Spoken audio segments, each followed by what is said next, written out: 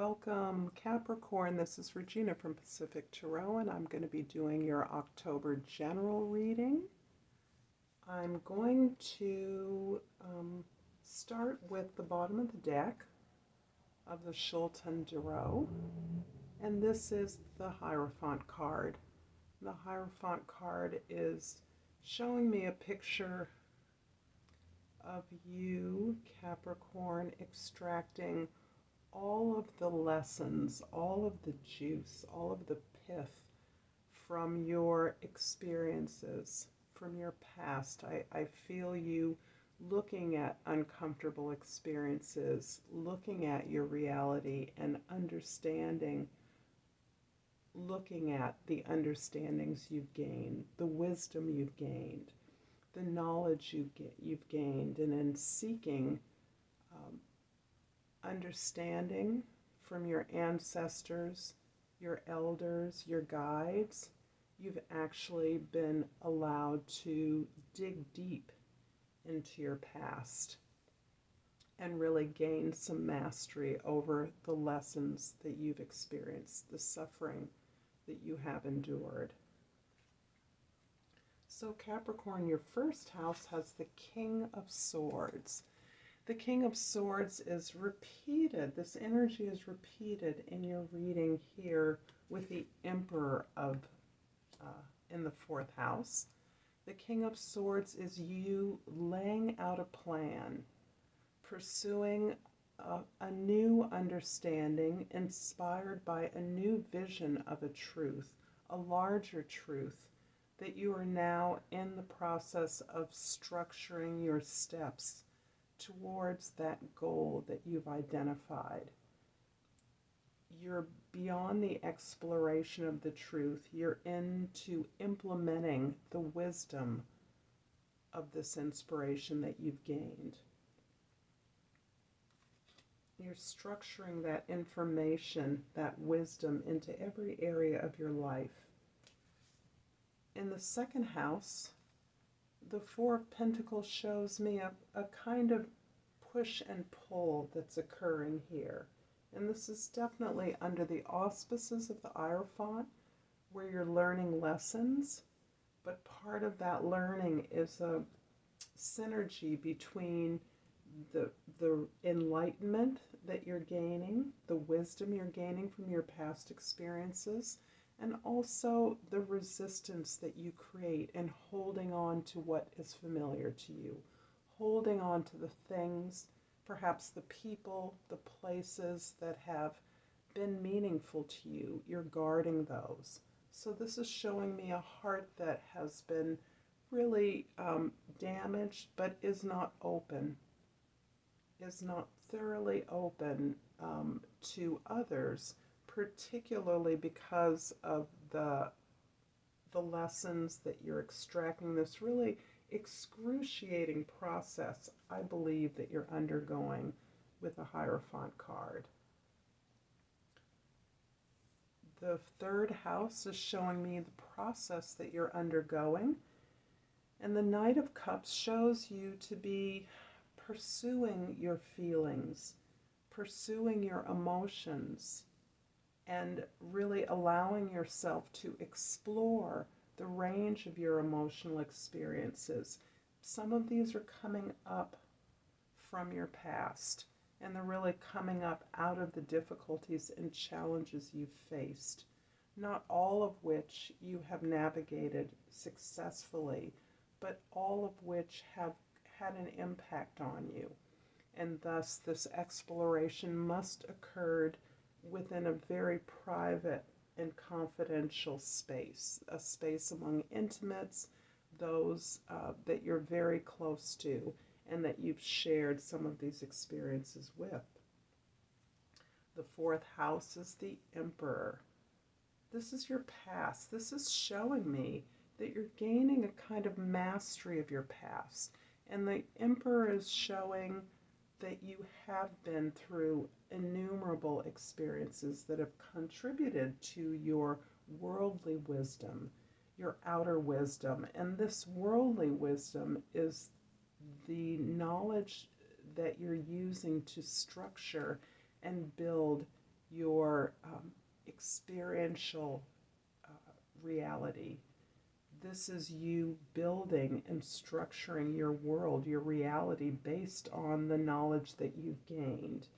And this is in really sharp contrast to the Hierophant, who then moves on to actually extract the range of lessons from the difficulties that have been endured. The fifth house is the Five of Cups, and the Five of Cups again shows you looking towards the past, reviewing the experiences that have been disappointing, disillusioning, unsatisfying, not working out in the way that you had hoped, not meeting their potential or their promise.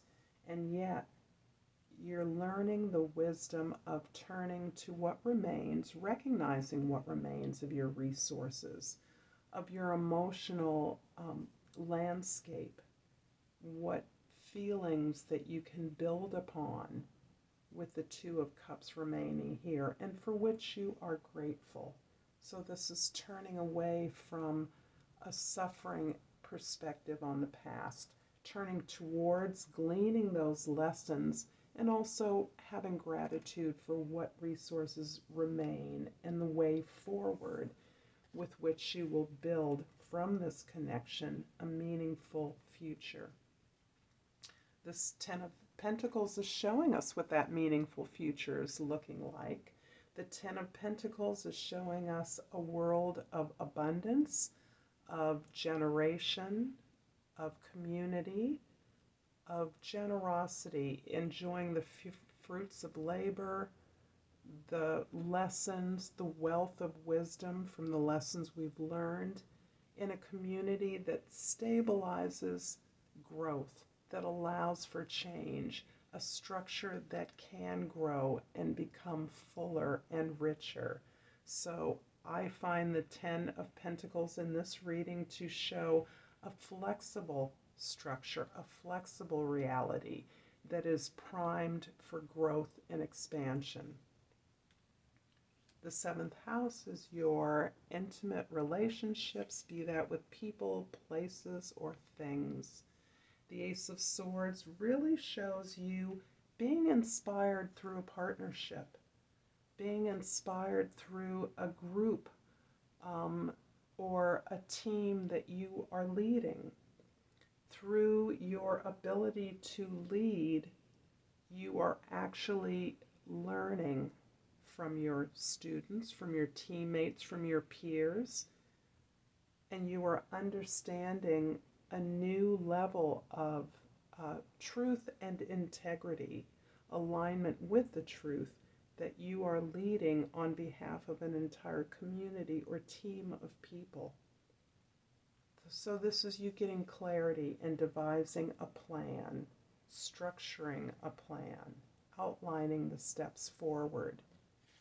The Two of Jades, Two of Pentacles, is also showing us a picture of you really holding the past and the present, the past and the future, two new ways before you, juggling those, keeping the old and the new up in the air, not fully being able to release the past, release those energies of the past, and also really trying to absorb and understand, ground these new truths and these new inspirations that you're receiving. So I see you very much caught here in terms of sharing the resources with others is your desire to hold on to the stability of the past, no matter how painful that past may have been. As you reach for something less familiar, as you reach to build and structure this new way forward. The ninth house is your spiritual and philosophical values, really.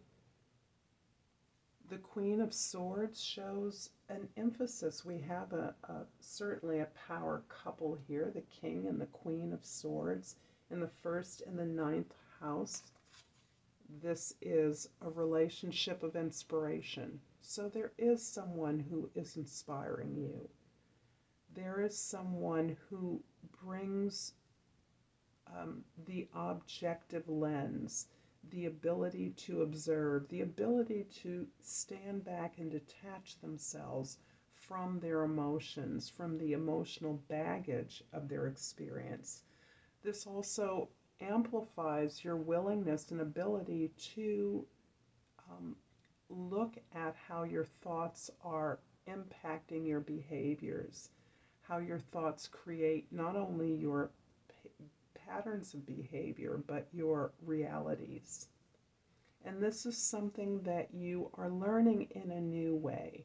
The King of Swords shows you moving forward on behalf of a team or a large group, a community even. The Queen of Swords shows you judiciously dispensing advisement and support to others.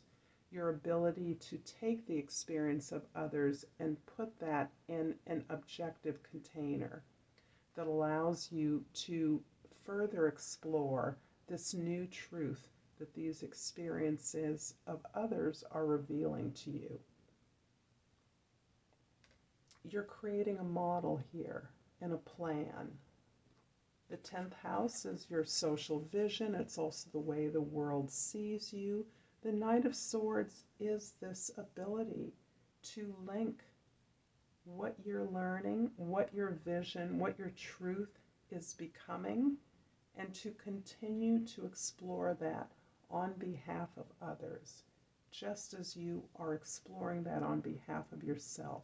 So this is you building a plan, outlining a plan, and implementing that plan on behalf of a community, to the service of a community, structuring something, building something, understanding truth in a new way, and applying it objectively in the setting of other people, in a communal setting. The Six of Swords really is amplifying this desire on your part to move away from the discomfort of the past.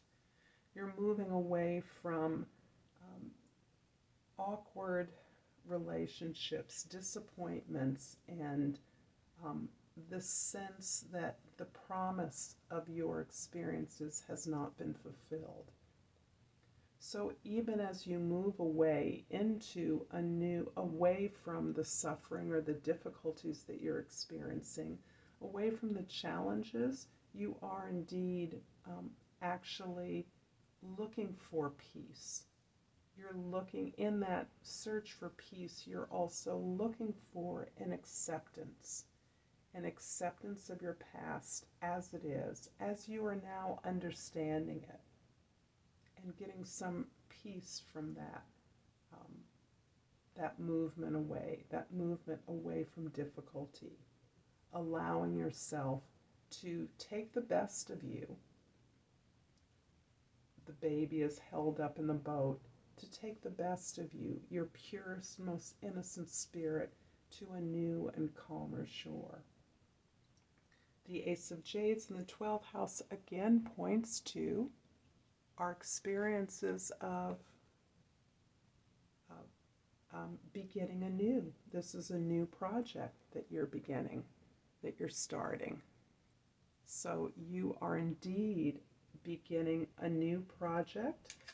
With the Ace of Swords, you are inspired and you're concretizing that inspiration. You're building and grounding these ideas into something that is real and new. And your ability to stabilize, to hold on, to realize structure, and to understand your reality, accept your reality, is allowing you to devise a new creation that is a new strategy, a new tool that is of service to others.